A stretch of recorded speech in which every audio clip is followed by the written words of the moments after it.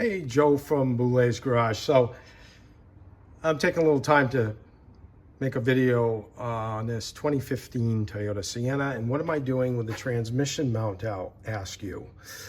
Well, to get the lower control arm out, of which I'm replacing right now, you have to pull the transmission mount out of the way. And it looks like I'm gonna have to do the identical thing on the driver's side to get one bolt that lives right there. That would be this bolt hole on the control arm. So it's the most forward bolt in the lower control arm mount. So why am I putting control arms in it? Well, so if you look at this bushing, compliance bushing, it's hammered right out of it. And you might say, well, why don't you just replace the bushing? Well, you could, but it's a lot of extra labor. So the cost of a new control arm is not that much. And this one, I got an economy version of it because the customer's not planning on keeping this van much longer. And I can't say as I blame them. It's getting up to the danger mark of 200,000 miles where anything can happen. So in case you're thinking about doing this, you do have to jack the transmission up. And I'm going to give you an update on the driver's side when I get there.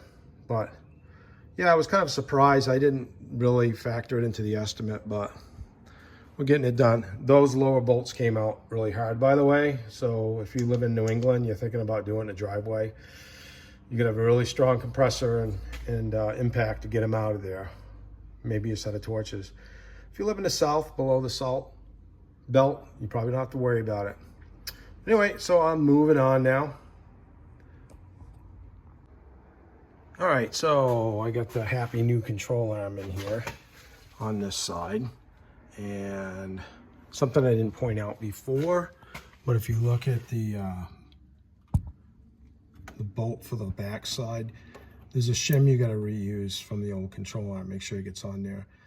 I would assume it's for alignment reasons or otherwise, but it was there and it should be there. So now I'm gonna go after the passenger side front, and hopefully I'll get as much leeway with the motor mount to get out of the way. But if you can see, I don't know if I can get a good shot or not. But right down there, I can't really get it.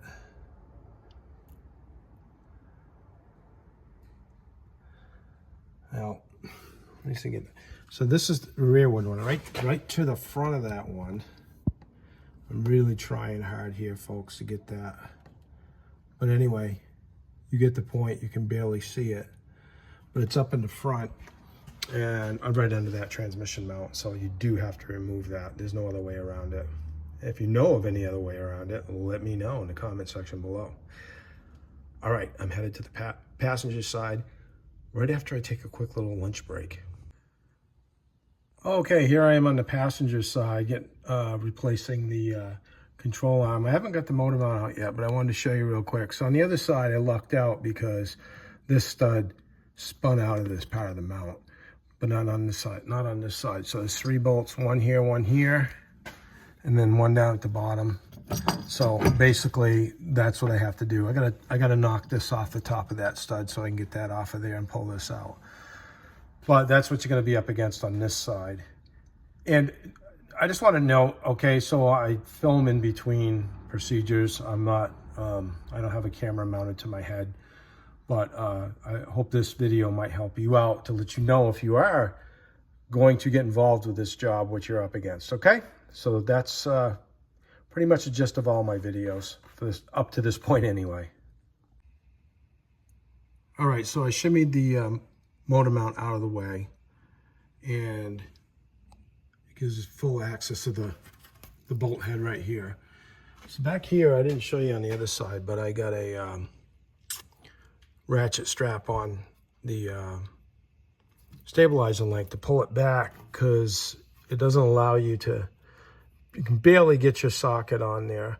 So what I did is I put this ratchet strap on here by Strapino, by the way. These things are awesome. If you haven't seen these yet, they're fantastic. They're really great.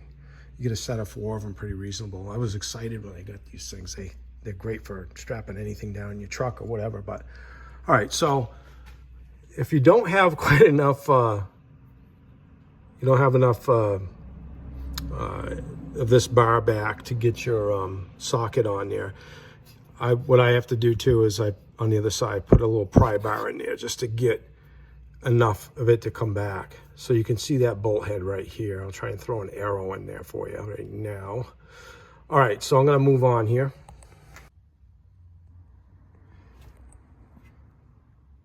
All right, so I got both of the bolts out, the forward mount of the lower control arm.